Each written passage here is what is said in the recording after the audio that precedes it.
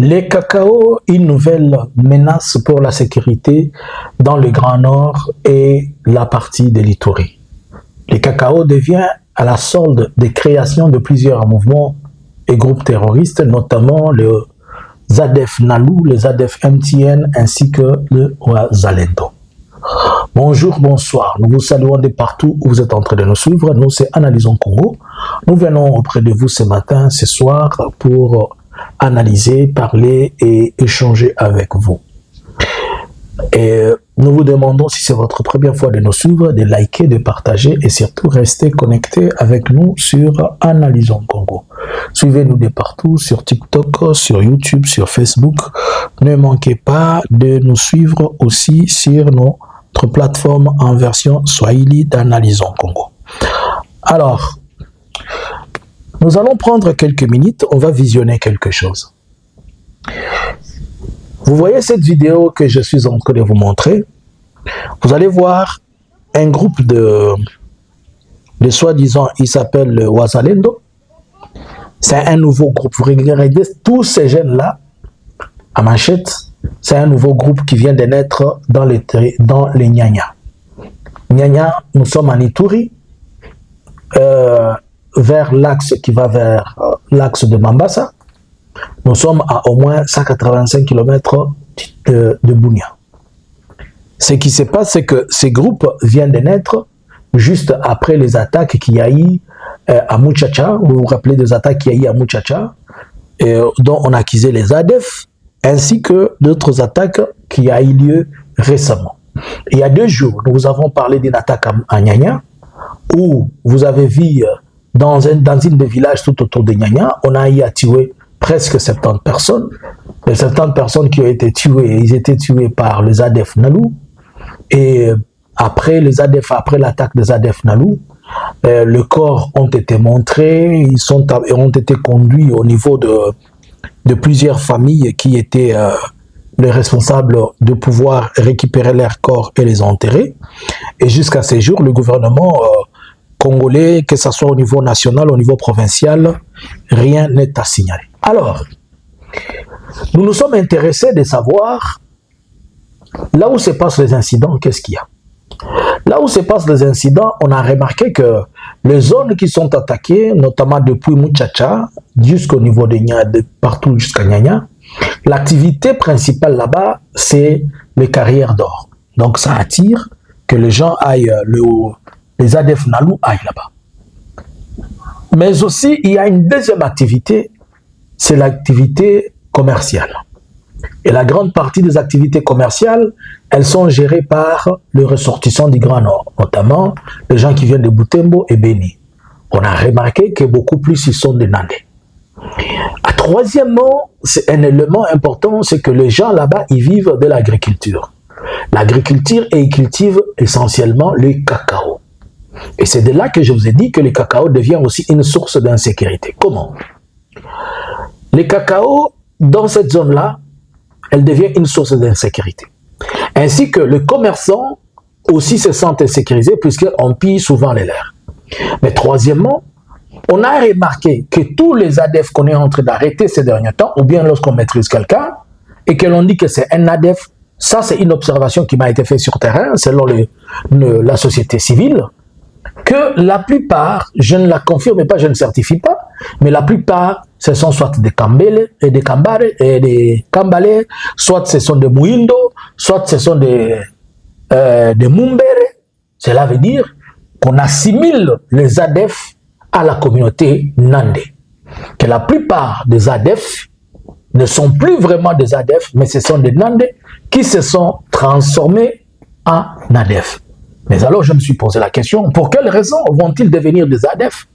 Et c'est là où on va tomber maintenant sur une histoire. C'est laquelle une entreprise fait surface, c'est Eco Kivu.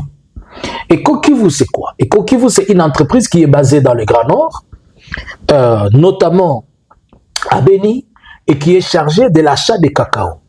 Il exporte son cacao et vers le pays tel que vers l'Europe, les États-Unis, l'Arabie Saoudite et ailleurs. Et Eco-Kivu est celui qui achète exclusivement, on peut le dire, le cacao. Alors, quelle est la similitude qu'il y a entre Eco-Kivu ainsi que le groupe ADF Nalu? Vous allez remarquer que les ADF Nalu, d'après les enquêtes et les investigations, lorsque nous avons essayé de comprendre, vous allez remarquer que les ADF Nalu n'opèrent que durant la période de récolte de cacao. Si souvent. C'est durant la période de récolte de cacao qu'ils opèrent. Et si vous remarquez, durant la période de cacao qu'ils opèrent, ils vont seulement opérer dans le village, quoi, souvent, on voit les gens qui étaient, on a tué papa et maman, ils étaient au champ. Souvent, ils étaient. Pourquoi? C'est pour deux choses. Premièrement, ravir la cargaison de cacao après les récoltes et imposer à ceux qui ont leur cacao de vendre à un prix trop bas. Puisque quand vous vous imaginez qu'on a tué les autres au champ et qu'ils allaient pour récolter les cacao et pour le vendre, et vous allez dire non, laisse-moi vendre à n'importe quel prix. Et là, Kivu, il se retrouve en achetant à un prix tellement bas les cacao pour le revendre au marché au plus élevé. Et ce qui est à noter avec Eco-Kivu, c'est une société, une SARL, pour dire Société par action à responsabilité limitée.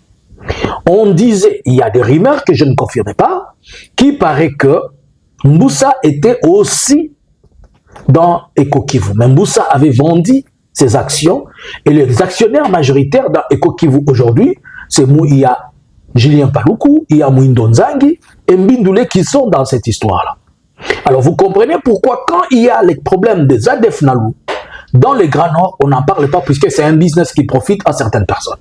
Alors d'où vient le groupe qui vient de naître maintenant dans les Nyanya que je viens de vous montrer? Ce sont des jeunes garçons qui ne sont pas des ADF, qui ne sont pas autres personnes, mais c'est un nouveau groupe dont on ne sait pas le chef, qui se dit être de qui? De Wazalendo. Ils viennent de naître comme étant de Wazalendo. Et en naissant comme Wazalendo, c'est Wazalendo en question, ce qu'ils font c'est quoi? Ils se sont décidés d'aller passer à un rituel et les voilà en train de se promener dans la cité. On ne sait pas qui est leur chef, quelle est la vision, mais ils disent que c'est pour protéger. Mais alors que nous savons que c'est quand on vient piller les boutiques de Nandé, on vient piller aussi à la fois les carrés miniers et on vient piller les cacao.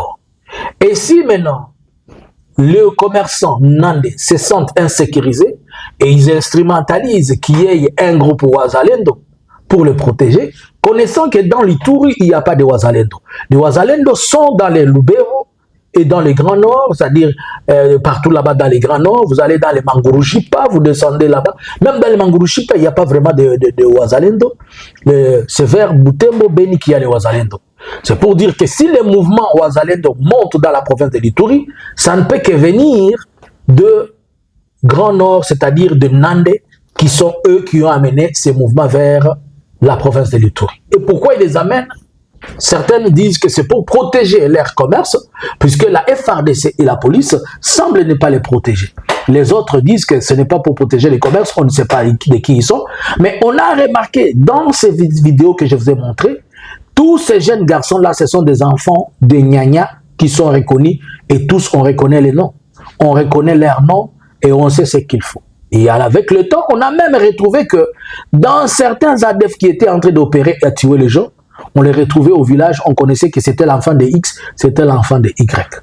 Et comme aujourd'hui, il y a deux grandes tendances des ADF, il y a les ADF Nalu et les ADF MTN, ça crée aussi une confusion. Dans tout ça, tout ce que je suis en train de vous dire, quelle est la part et la responsabilité du gouvernement?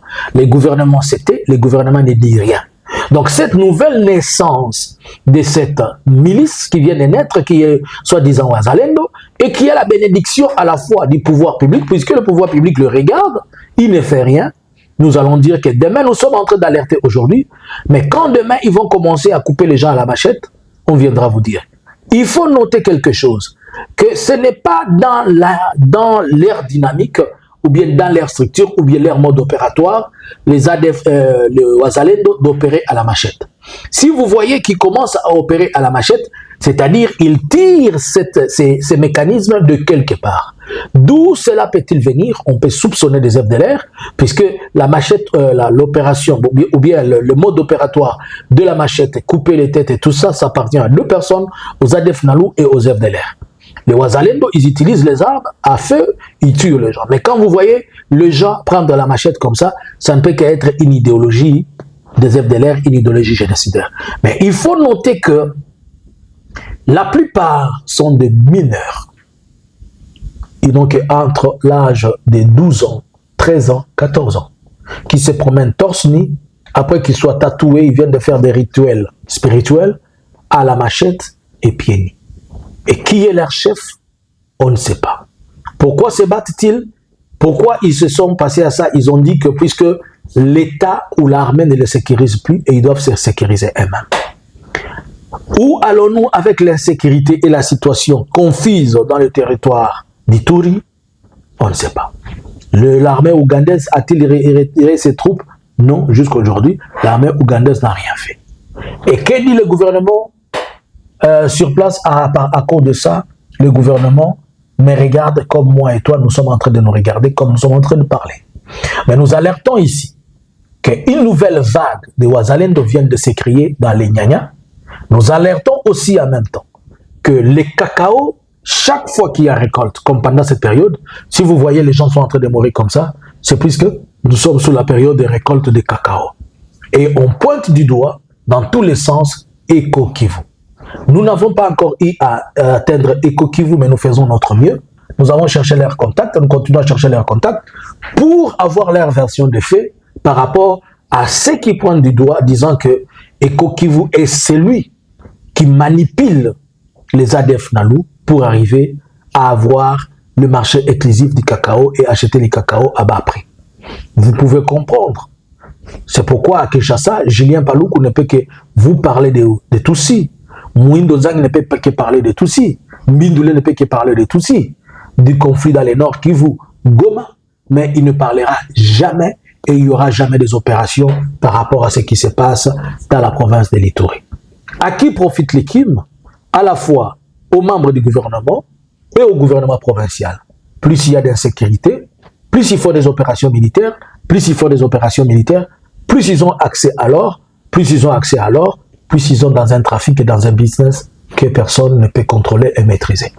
Et Eco-Kivu, avec ceux qui sont à lui, ils se retrouvent. Il ne faut pas oublier que Mwindo Nzangi et Julien Paluku, ils avaient déjà l'air, soi-disant, tantôt on peut les appeler Wazalendo ou ADF Nalou, pour protéger leurs concessions, leurs champs de cacao et autres. Donc tout ceci ne sera qu'une suite logique normale. Que pensez-vous de tout ce qui se passe dans la province de l'Ituri?